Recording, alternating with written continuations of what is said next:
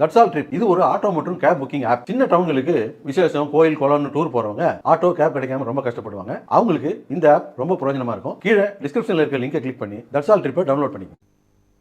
பிரதமர் மோடியின் இஸ்ரேல் பயணத்தில் இருதரப்புக்கும் இடையே பொருளாதார, பாதுகாப்பு, கல்வி உள்ளிட்ட துறைகளில் 17 முக்கிய ஒப்பந்தங்கள் கையெழுத்தாகின. பிரதமர் மோடி 2 நாட்கள் அரசுமுறை பயணமாக இஸ்ரேல் சென்றிருந்தார். 2ஆம் நாளான நேற்று ஜெருசலேமில் உள்ள யூதர்களின் நினைவிடத்திற்கு சென்றார். 2ஆம் உலகப் போரின் போது ஜெர்மனியை ஆட்சி செய்த ஹிட்லரின் நாஜி படைகளால் கொல்லப்பட்ட சுமார் 60 லட்சம் யூதர்களுக்கு அமைக்கப்பட்டுள்ள அந்த நினைவிடத்தில் பிரதமர் மோடி மலர் வளையம் வைத்து அஞ்சலி செலுத்தினார். அந்நாட்டு அதிபர் இசாக் ஹெர்சாக்கையும் சந்தித்து பிரதமர் மோடி இருதரப்பு உறவுகள் குறித்து விவாதித்தார்.